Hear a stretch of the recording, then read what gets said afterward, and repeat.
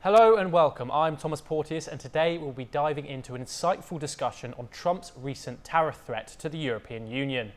US President Donald Trump has warned that after imposing hefty tariffs on Mexico, Canada and China, the European Union could be next in line. Speaking in Maryland, Trump hinted that tariffs on EU imports could be coming pretty soon. The European Union has condemned Trump's actions, promising to respond firmly if targeted. Meanwhile, Mexico's currency has plunged, and both Mexico and Canada have vowed retaliatory measures. With tensions rising and markets reacting to the potential for a trade war, all eyes are on Trump's upcoming talks with Mexican President Claudia Sheinbaum and Canadian Prime Minister Justin Trudeau. Will these tariffs spark a global trade conflict? Let's find out. Joined us for this discussion, we are joined by Ross Feingold, political risk analyst in Taipei, Taiwan, Andrew K.P. Lung, China strategist in Singapore, Daniel Wagner, CEO of Country Risk Solution, joining us from Portland, Oregon, and Raymond Vickery, United States Assistant Secretary of Commerce, former location Washington. We're also joined by John Rossimondo, President of Viking Research Associates and geopolitical analyst. Thank you very much for joining us. John Rossimondo, I wanted to come to you first on this question. The EU trade deficit with the US is a very large one, and I was wondering, how might imposing tariffs on EU goods affect the US trade deficit with the EU? Well, President Trump is looking to rebuild American industry and to protect it from being undercut by cheaper goods from abroad, whether EU, China, and so forth. I think that this is really about a negotiating tactic to try to get more American goods in the European markets, because President Trump believes that prior administrations have not been aggressive enough in pushing American manufacturing and pushing American exports into places like Europe, places like China, and even our immediate neighbors to the north and south, Canada and Mexico. Raymond Vickery, what are the potential consequences could these tariffs have on global supply chains? Well, thanks very much for having me. I think they can have a devastating effect on global supply chains. For all the time since World War II, the United States has been a leader in trying to build peace and prosperity through international trade, among other measures. Now, instead of looking at that as a measure to build worldwide peace and prosperity, which would be in the interest of the United States, the approach is to try to bludgeon friend and foe alike for policy reasons through the raising of tariffs. The idea is that you can make Canada, Mexico, Europe, China, the rest of the world, including India, succumb to the U.S. view simply by raising tariffs. To me, this is not likely to be successful for many, many reasons, but the impact on supply chains will be immediate and very devastating. Since if you look under the hood, literally, of automobiles or computers or anything else, you find that we are getting parts and inputs from around the world. And all that will happen there is to increase the cost of production in the United States. The Trump view seems to be that the United States is Fortress America when it comes to economics, that we don't need the rest of the world needs us. Now, there are abuses that have occurred that have not been in favor of the United States in the past, as well as favorable developments. But instead of trying to work those out on a one-by-one approach, the idea here is to hit this fly with a sledgehammer, and that Canada, U.S., Europe will all fold. That seems unlikely. The more likely thing is retaliation, and going back to what we tried during the Great Depression in the United States, which was called the Smoot-Hawley tariff, which really impacted the United States and the world economy very adversely. So I think it's difficult to overstate the impact that this can have. Wall Street at this point is down about 600 points, but it could be worse because many people believe that this is just a negotiating tactic, and that it'll be withdrawn when other countries succumb to this kind of pressure. I doubt that that's going to be borne out. Daniel Wagner, I want to come to you on this next one. Could EU tariffs lead to increased prices for US consumers? Obviously, the European car market is vast in the US. What do you think about this, along with those tariffs on China, Canada, and Mexico? There's no question that all of these tariffs are going to lead to higher prices for the American consumer, and the reverse will also be true. Nobody wins in a trade war. And I think a lot of Americans don't understand that the rhetoric that was made during the campaign by Trump, saying that all these other countries are going to pay for it, was exactly wrong. I'm not even sure that Trump truly understands how tariffs work and what the impacts are. He's saying that this will be a temporary phenomenon to American consumers, but that remains to be seen. Now, on the subject of EU tariffs specifically, let's bear in mind that in 2023, there was a deficit between the EU and the US on the US side for about $150 billion. Now it's about $230 billion as of the end of last year. So he's got a point that there is a trade deficit there. And I think it must also be borne in mind that when Trump was in office the first time, the Europeans only got into line on EU defense, NATO defense, up to 2% of GDP, when he used the sledgehammer to do it. So I think he thinks that using the sledgehammer, not only for the EU, but all these other countries, will ultimately work. He might be right on some of them, but as we've seen already for Canada and Mexico, the result has not been a caving in, it's been a digging in. And we've seen already that both Canada and Mexico are saying, we're going to simply impose tariffs on you. Nobody wins in a trade war. Andrew K.P. Lung, first of all, what are the feelings in China around Donald Trump and his tariffs and his 10% tariffs, and how might these tariffs affect the diplomatic relationship with China and then the EU? I must correct your first statement. I'm not based in Singapore. I'm based in Hong Kong all the time. Okay. I think China is much better prepared this time around, as having gone through the Trump 1.0.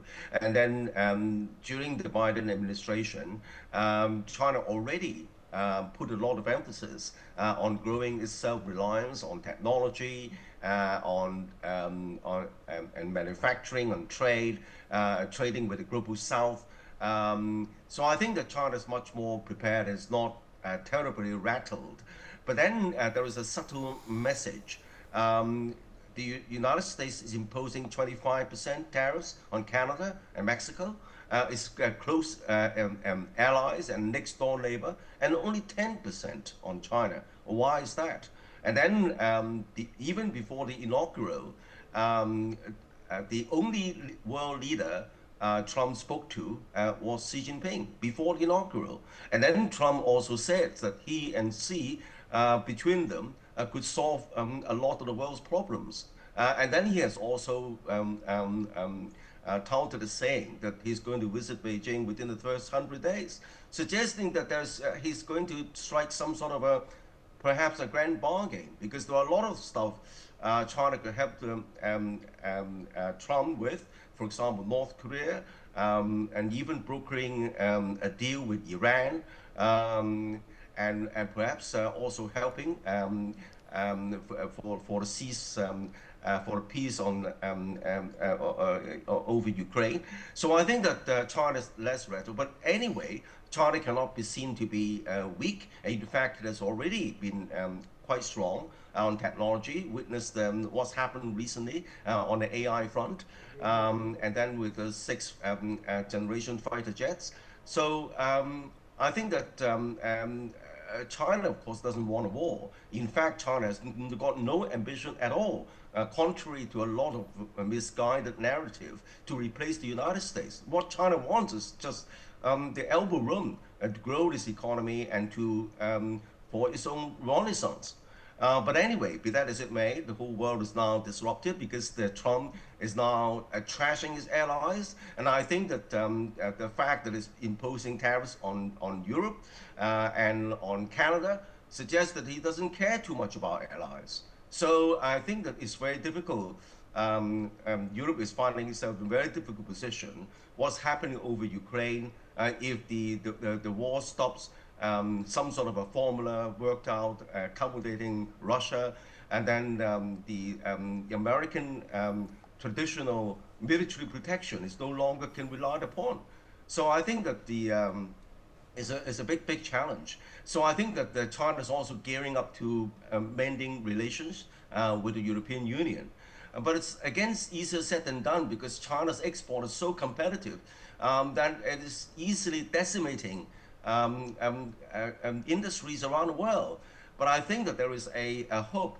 When I visited the UK last summer, I saw the cars, the black London taxis. They are now made in the UK, but owned by the Chinese company. So I think that China is now graduating from, firstly, many decades ago, make in China for the so-called OEM, original equipment manufacturer for foreign products or foreign brands, to create it in China. The modern brand of China's entrepreneurs like Tencent and Alibaba, but now owned by China. So China's already setting up operations around the globe, creating jobs, bringing economic benefits to other countries. I think that that's the road China is likely to go as a way to restore some kind of a less confrontational relationship with its trading partners.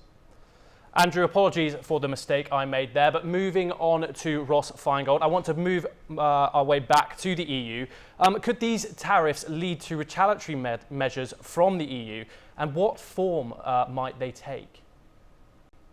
It's pretty clear that should Trump impose significant tariffs on the European Union on its exports to the United States, that there would be retaliatory tariffs imposed by the European Union.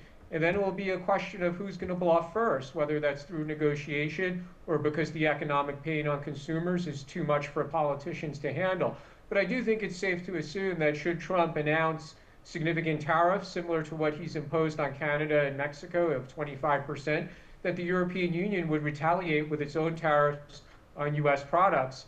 We have to also keep in mind, though, in discussing this, a lot of the pain that was resulted for U.S. exporters was in the agricultural sector during Trump 1.0, especially from China, which imposed retaliatory tariffs or simply bought agricultural products from other markets.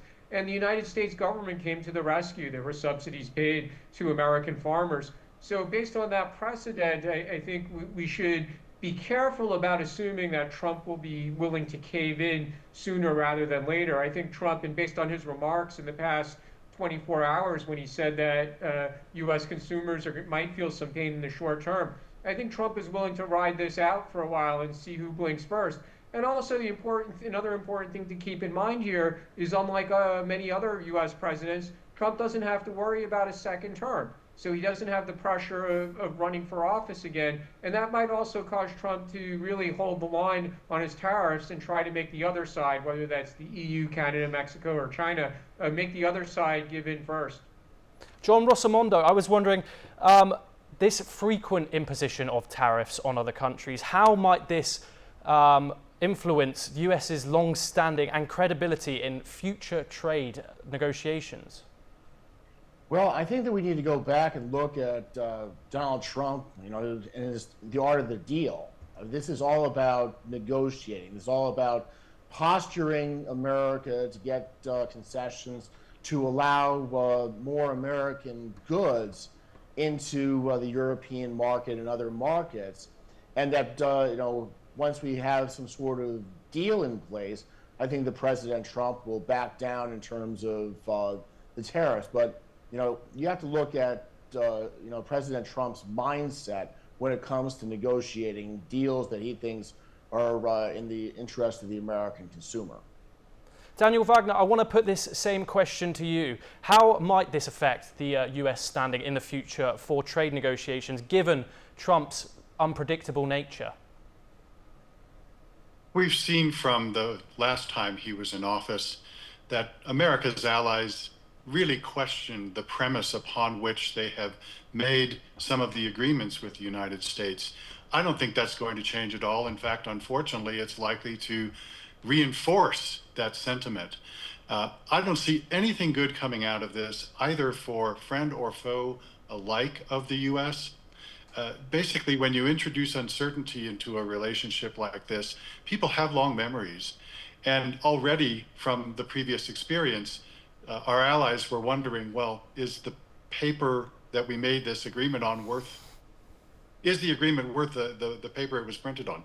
And the answer is, to them, no, certainly now. So I see long-lasting impacts for our allies, and our foes probably are thinking, maybe this isn't such a bad thing, because America's allies are now wondering what's coming next. That era of unpredictability didn't exist before Trump came to the scene. Andrew KP Lung, could the tariffs impact US's alliances with NATO, considering the significant overlap with EU member states? Well, I think the greatest conundrum with Trump's obsession with tariffs and also with a big muscle, for example, trying to bully Canada and taunting to make the Canada the 51st state of the United States, and wanting to take over Panama and also renaming the Gulf of Mexico and so on. And now with the tariffs, he's tearing the much touted world liberal order led by the United States. It's now tearing away the fig leaf. And no one is going to believe that anymore.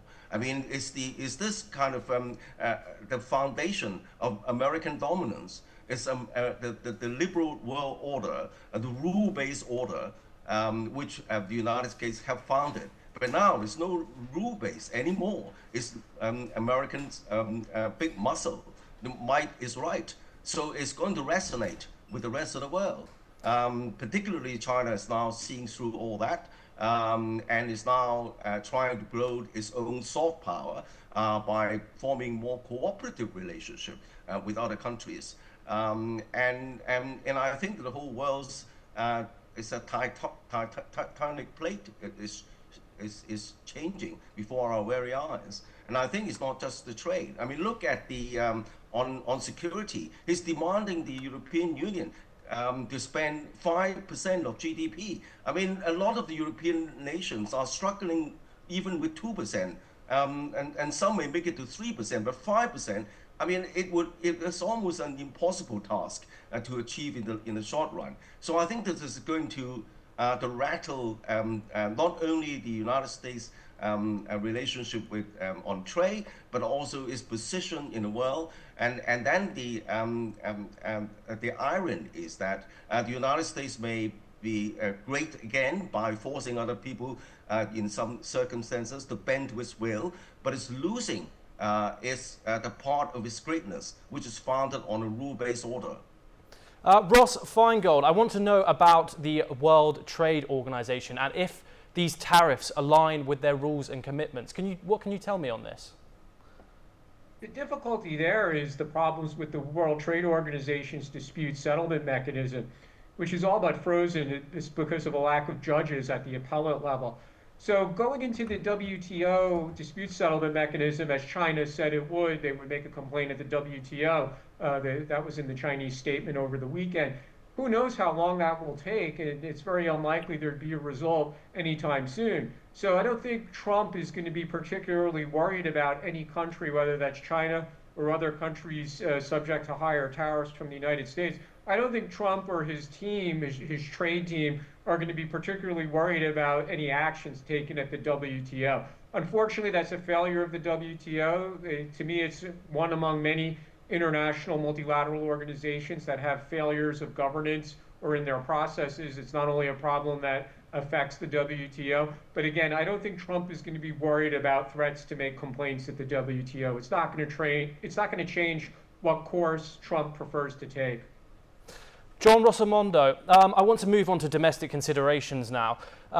Could the tariffs lead to job losses in sectors dependent on trade with the EU all throughout the US?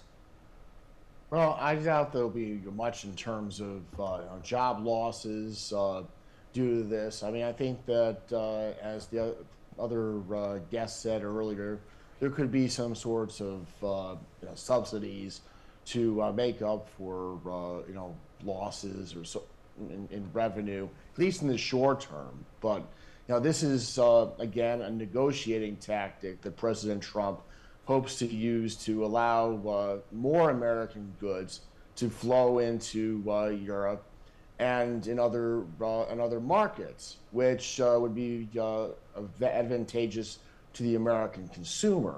But I just think that people need to realize that from the American domestic perspective, the so-called rules-based order has undermined the American economy. We were the arsenal of democracy. Today, China has the dominance in terms of global trade and global manufacturing. And President Trump wants to restore some of that on the American shore. I mean, this has a lot to do with domestic political considerations. Raymond Vickery, consumers might face higher prices and reduced availability of certain goods in the US. What are the potential effects on US consumers in terms of product availability and prices? Well, one of the ironies here is that Trump got elected this time largely on a promise to bring down inflation. That was showing that the Biden economy was terrible and that he would restore a prosperity by cutting inflation. The irony is that what he's doing in regard to tariffs is exactly the opposite of that. I don't think there's any reputable economist who's going to say that the effect is not to likely affect the price of goods. It's going to raise the price of goods, and it's going to increase inflation. I can't think of anything that is more hurtful to the primary issue on which he got elected. In regard to what happens internationally, I think it's absolutely right that the rules-based order is basically out the window with this kind of my way or the highway approach. But I would say that it is not the case that China at this point is dominant in the world economy. They have a very strong position, but there's nobody that says that the U.S. isn't number one still at this point. But if you attack your friends like Mexico, Canada, and the EU, they're going to look for other ways and other support in the international order. And who they're going to look to? They're going to look to China. And so it seems to me to undercut exactly what Trump has said that he wants to do. Of course, as Mr. Rossimondo says, everybody hopes, well, this is just a a tactic, and it isn't going to really happen. But that hasn't been the case thus far. And this idea that China and the United States could somehow be the G2 and come to this grand bargain and therefore rule the world, if you will, between them, it seems to me is not very much founded in reality, but it does seem to be something that is in the back of the mind of Trump. So the best we can hope for is that it is some sort of tactic, but the damage has been done already. I saw a clip a while ago in a National Basketball Association game in Toronto, where there is a basketball pro team up there. They booed the United States national anthem when it came up.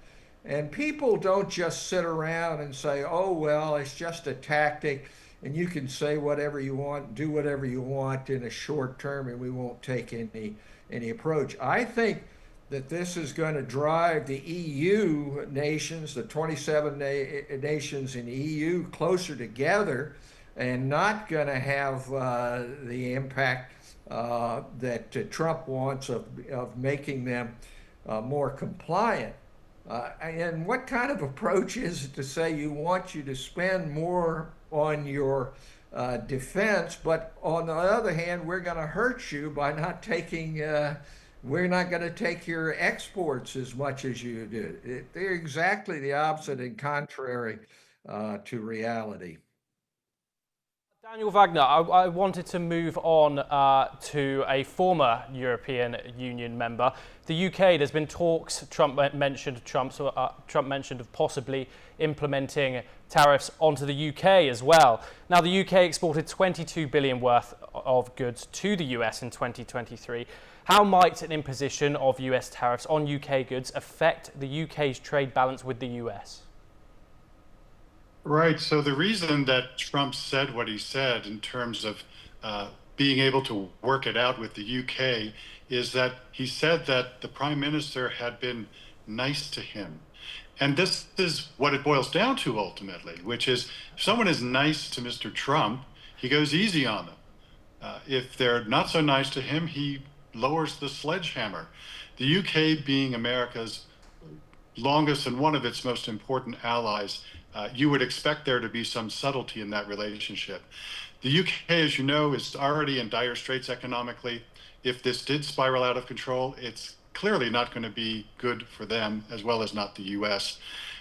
I'm inclined to think that there will be an exception made for the UK in terms of how Trump approaches tariffs going forward, but that all depends on the level of compliance of the UK. Unfortunately, we have ran out of time. Thank you very much, Ross Feingold, Andrew K.P. Lung, Daniel Wagner, Raymond Vickery and John Rossimondo for joining us for that debate. This is all we have time for. We will continue to bring you more news updates from across the world. Thank you.